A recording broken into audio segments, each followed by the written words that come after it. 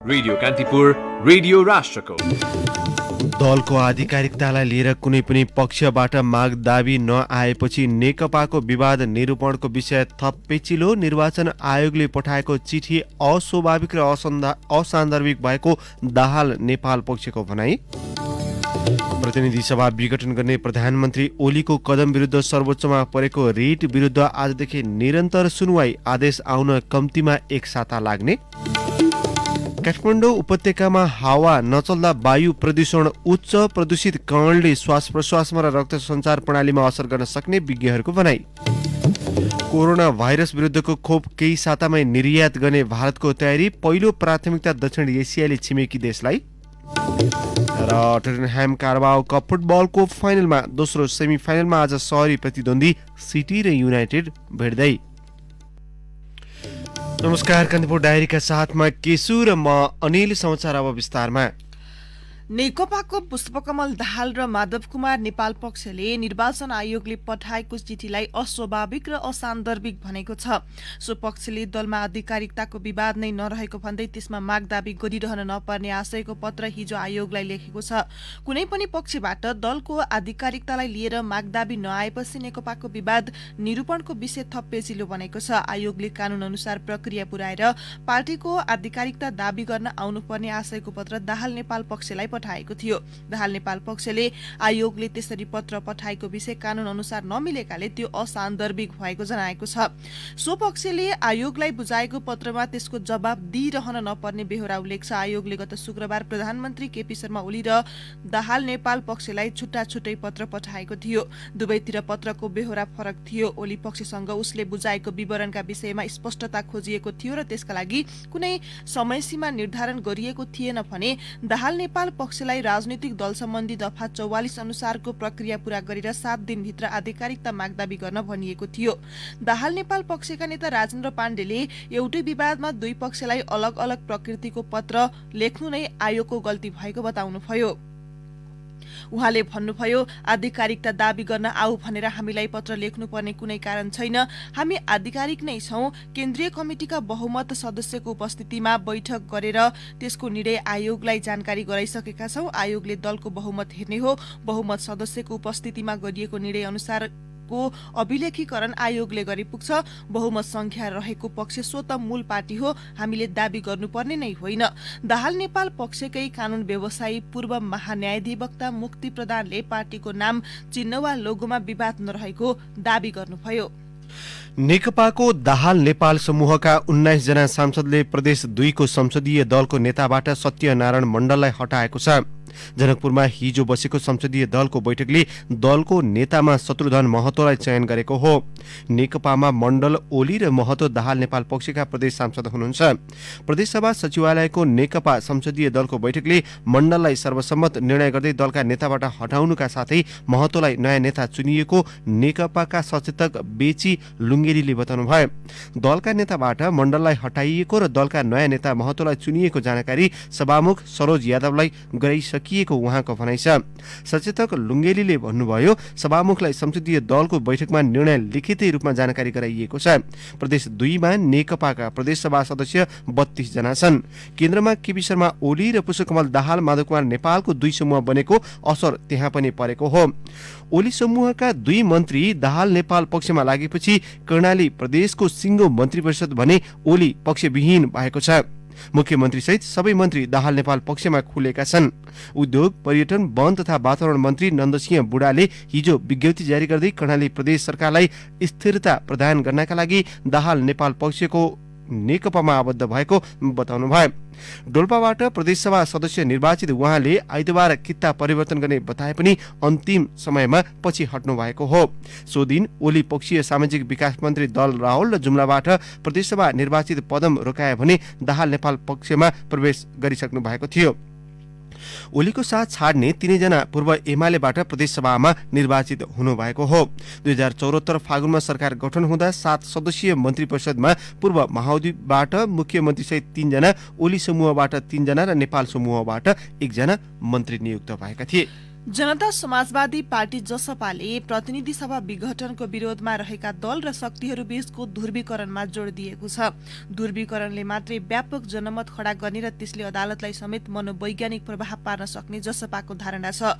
नेकपाको दाहाल नेपाल समूहका अध्यक्ष माधव कुमार नेपाल र कंग्रेस वरिष्ठ नेता रामचन्द्र पौडेलको उपस्थितिमा जसपाले हिजो आयोजना गरेको अन्तर्क्रियामा अध्यक्ष उपेन्द्र यादवले प्राप्त उपलब्धिको रक्षा र व्यवस्थाको संरक्षणमा प्रतिनिधि सभा विघटन विरुद्ध रहेका सबै शक्तिबीच एउटै बुझाइ हुन आवश्यक भएको बताउनुभयो। जसपा नेताहरूले संयुक्त सड़क संघर्षबाट प्रतिनिधि सभा पुनर्स्थापना र सभामुखद्वारा बैठक बोलाउने दुई विकल्प अघि सार्नु भएको थियो। विघटन असंवैधानिक कदम भएकाले प्रतिनिधि सभा मरि नसकेको तर्क गर्दै यादवले संसदीय सर्वोच्चताको प्रयोग गरेर सभामुखले बैठक बोलाउन सक्ने तर्क गर्नुभयो। कंग्रेस, नेकपा र जनता समाजवादीका 2/3 भन्दा बढी सांसद उपस्थिति बैठकले प्रधानमन्त्रीको असंवैधानिक कदमलाई संसदबाटै खारेज गर्न सकिने तर्क यादवको थियो। झण्डै 2/3 ऐतिहासिक कार्यभार पाएका प्रधानमन्त्री केपी शर्मा ओली पछिल्लो समय संसद विघटनसँगै सत्तारूढ नेकपालाई विभाजन उन्मुख गराएकाले आलोचित हुनुहुन्छ। देश दुखेका बेला पनि आफ्ना पूर्व सहकर्मीलाई घोचपेच गरेर रमाउन उहाँ खप्पिस हुनुहुन्छ। ओलीको यही मनोदशालाई लिएर सहकर्मी पवन आचार्यले प्रधानमन्त्रीलाई लेखेको खुल्ला पत्र अबको क्रममा। आदरणीय प्रधानमन्त्रीज्यू नमस्कार। पछिल्ला दिनमा राजनीतिक भेटघाट र भाषणबाजीको कार्यक्रममा यहाँको चटारो र सक्रियताले यहाँ पूर्ण स्वस्थ हुनुहुन्छ भन्ने लक काट्न सजिलो भएकाले स्वास्थ्य अवस्था जान्ने चेष्टा गरिन, बरु देशलाई पो सन्चो छैन र त्यसको कारक कुनै न कुनै कोणबाट यहाँ हुनुहुन्छ। राष्ट्रवादी नेताको छवि र आफ्ना कार्यकर्ताहरूका बाको आलोकमा यहाँले संसदीय निर्वाचन अघि बनाउनु भएको राजनेताको छवि धुलिसात भएको देख्दा मलाई औधी दुःख लागेको छ। चुनाव अघि डडेलधुराको सभापछि यहाँसँग झण्डै पौने घण्टा सामूहिक भेटघाट गर्ने अवसर जुरेको थियो। त्यति बेला यहाँले सुनाउनु भएको आफ्नै कथा मलाई कुनै तिलस्मी पात्रको भन्दा कम लागेको थिएन। झापामा जिउँदै गाड्न भनेर खाल्टो खनिसक्दा एकजना प्रहरी जवानको मनमा पलाएको दयाले जीवनदान पाउनु भएको प्रसंग, मृगौला फेरेर बोनसको जिन्दगी बाँचेको र त्यसलाई देश र जनताका नाममा समर्पित गर्ने यहाँको दृढ संकल्पका साथै साउदीका राजकुमारको पुस्तकमा उल्लेख भएको चितुवा र मृगको उदाहरण सुन्दा त्यहाँ रहेका पत्रकारहरूसँगै म पनि यहाँकै विचार र कर्मका कारण मुलुकको मुहार फेरिने स्वैर कल्पनामा उडेको थिएँ। सगरमाथा भन्दा पनि अग्लो कल्पित प्रख्यातिको शिखरबाट तपाईँ यति चाँडै धरातलीय यथार्थमा बजारिनु होला भन्ने अनुमान सायदै कसैले गरेको थियो। तपाईँ त बिस्तारै उठ्नुभयो, तर देश नराम्ररी थलिएको छ प्रधानमन्त्रीज्यू। देश थलिएका बेला नागरिकको मन र मस्तिष्क दुवै क्लान्त छ। प्रधानमन्त्रीज्यू, यहाँले जुन सपना बाँड्नुभयो त्यो तपाईँको नितान्त निजी र स्वकीय थियो। रेल, पानी जहाज, घर घरमा पाइपलाइनको ग्यास लगायतका सपना जनताका थिएनन्, ती त यहाँका मन बहलाउने नारा मात्रै थिए। नेपाल र नेपालीका प्राथमिकता किन तपाईँको नजरमा परेनन् प्रधानमन्त्रीज्यू? नागरिकको प्राथमिकता र पहुँच समेत बोध नगर्ने व्यक्ति कसरी राजनेता र भविष्य द्रष्टा हुन सक्ला र प्रधानमन्त्रीज्यू? जनताले झण्डै 2/3 मत दिएर सुम्पिएको बोधगम्य अभिभार बोक्न र निर्वाह गर्न नसक्दा तपाईँ त बरु क्षणिक मनोरञ्जनमा रम्नु भयो होला, तर मुलुकका लागि दारुण प्रतीत भयो। अवस्था कतिसम्म बिग्रिएको छ भने मुलुकको हाल खबर जान्न र बुझ्न होइन, हँसी मजाकका लागि नागरिक यहाँको भाषण सुन्छन्। तपाईँका उडन्ते र हावादारी तर्कमा कार्यकर्ताले त ताली ठोक्लान्, तर नागरिकले पुरपुरो ठोक्नु पर्ने बेला आइसकेको यहाँले कहिले बुझ्नुहुन्छ? उखान, टुक्का र कथा हाल्न यहाँलाई कसैले जित्दैन। त्यसैले आज म पनि यहाँलाई एउटा कथा सुनाउँछु। कथा महाभारतको हो। वानप्रस्थाश्रममा गएका धृतराष्ट्र, गान्धारी, कुन्ती र विदुरले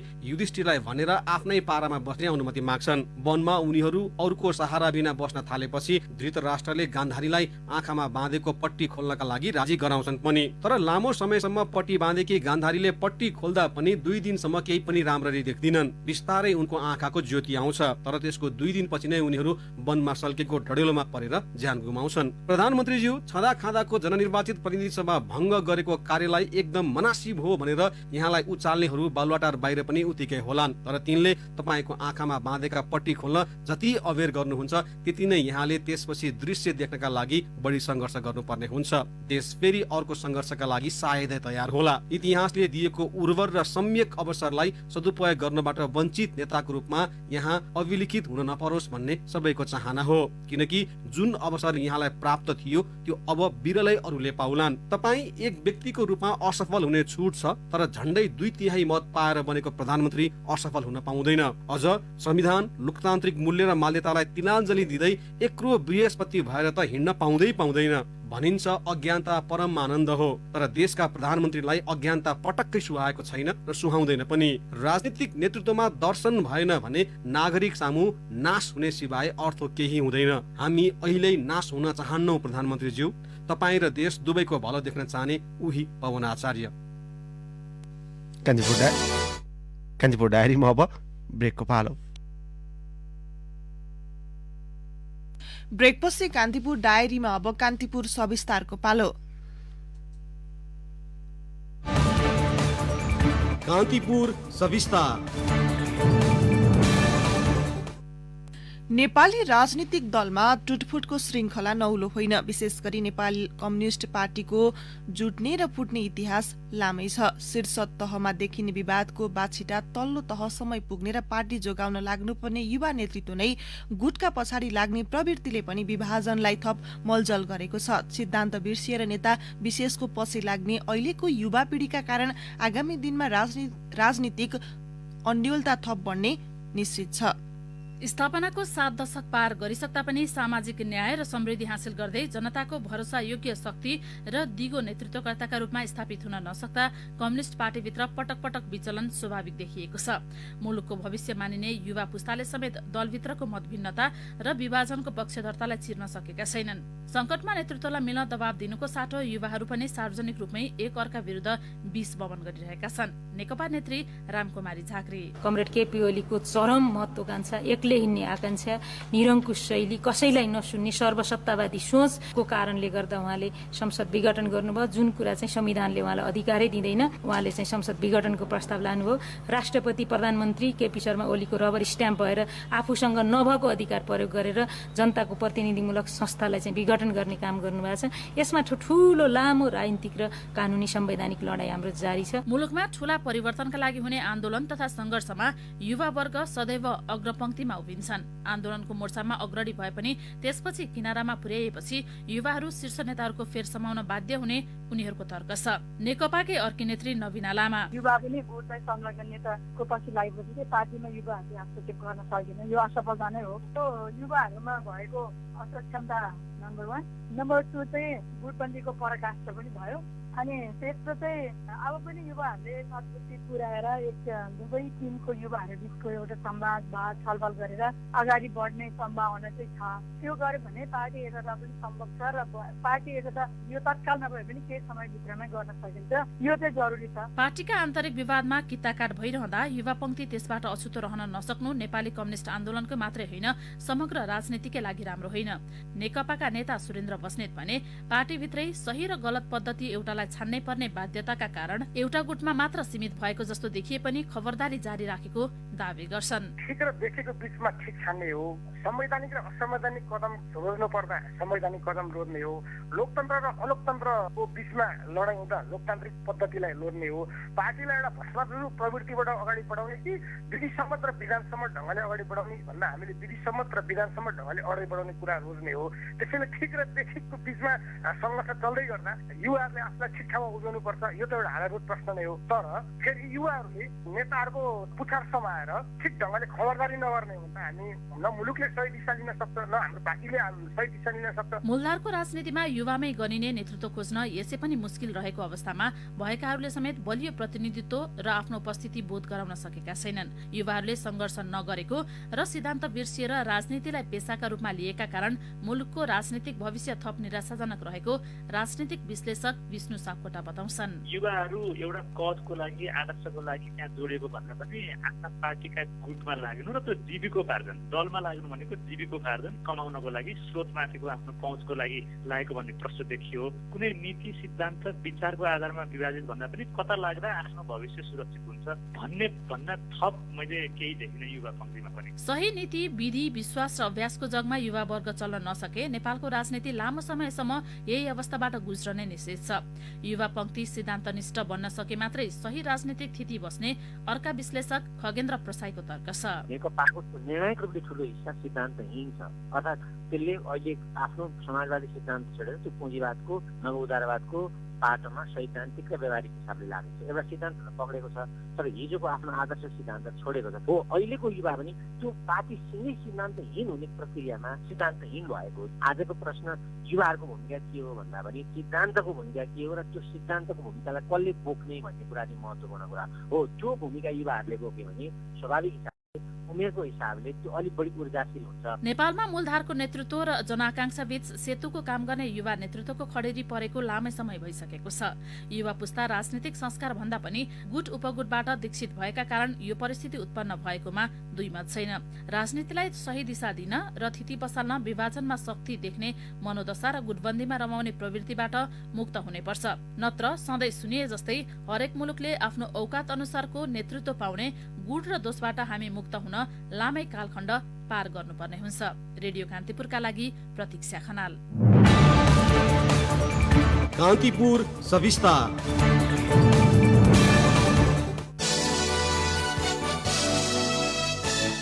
प्रधानमन्त्री केपी शर्मा ओलीले चौथो पटकको जमर्कोमा प्रतिनिधि सभा विघटन गरेपछि त्यसको छिनोफानो गर्ने जिम्मा सर्वोच्च अदालतको काँधमा पुगेको छ। ओलीको कदम विरुद्ध परेको रिटमाथि आजदेखि निरन्तर सुनवाई गर्दै अदालतको आदेश आउन कम्तीमा 7 दिनभन्दा बढी लाग्ने देखिएको छ। सर्वोच्चले प्रतिनिधि सभा विघटन गर्ने प्रधानमन्त्री ओलीको निर्णय सदर गर्छ या गर्दैन त्यो त अनिश्चित छ, तर उहाँको यो निर्णयले नेपालको राजनीतिलाई अस्थिरतातर्फ चाहिँ धकेल्ने निश्चित प्राय छ। सर्वोच्चको निर्णय नआउँदासम्ममा सङ्घर्ष, आन्दोलन, नारा जुलुस, आरोप प्रत्यारोप, वाद विवाद गरे पनि त्यसपछि भने राजनीतिक कोर्स फरक ढङ्गले अघि बढ्नेछ। अहिलेको परिस्थितिबाट हेर्दा सम्भावित 3 परिदृश्य सतहमा देखिएको छ। त्यो हो प्रतिनिधि सभाको पुनर्स्थापना, वैशाखमा निर्वाचन वा त्यो नभए आउने संवैधानिक सङ्कट।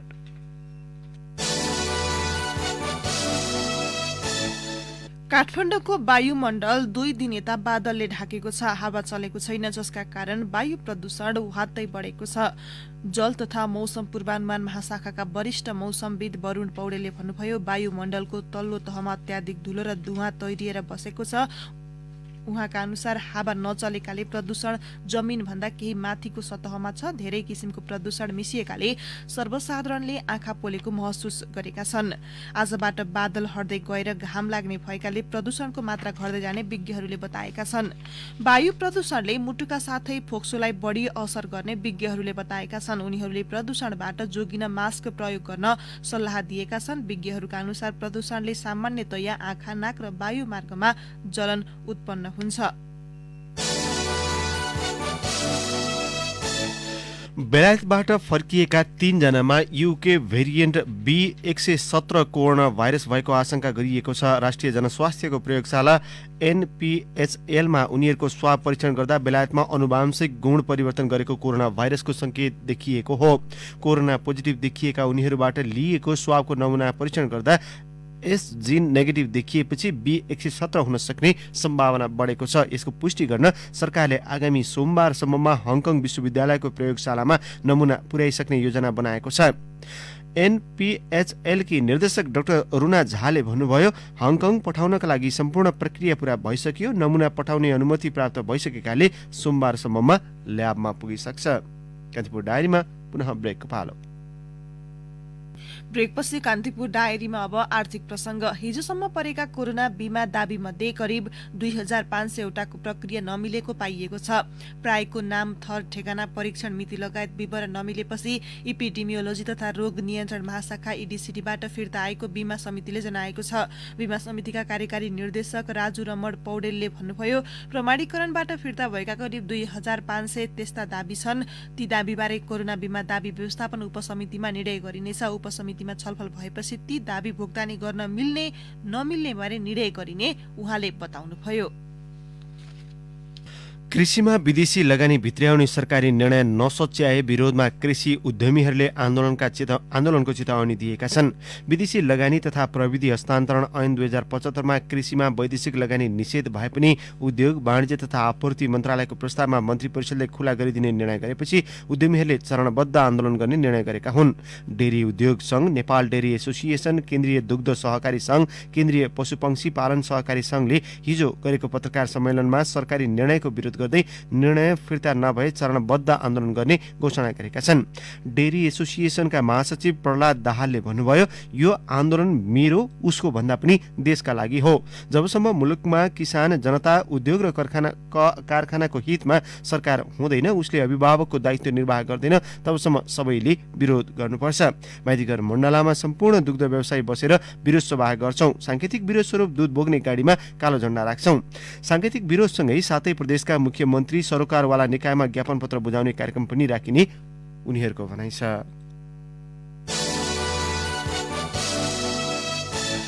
अब अन्तर्राष्ट्रिय प्रसंग, भारतले कोरोना भाइरस विरुद्धको खोप केही सातामै निर्यात गर्ने भएको छ। स्थानीय स्तरमा विकास भएको खोप उपयोगका लागि तयार भएको 2 साताभित्र निर्यात गर्ने त्यहाँको विदेश मन्त्रालयले जनाएको छ। स्थानीय स्तरमै माग धान्न ठूलो परिमाण आवश्यक पर्ने भएकाले भारतले खोप निर्यातमा प्रतिबन्ध लगाउने भनी सार्वजनिक भएका समाचारहरूको विदेश मन्त्रालयले खण्डन गरेको छ।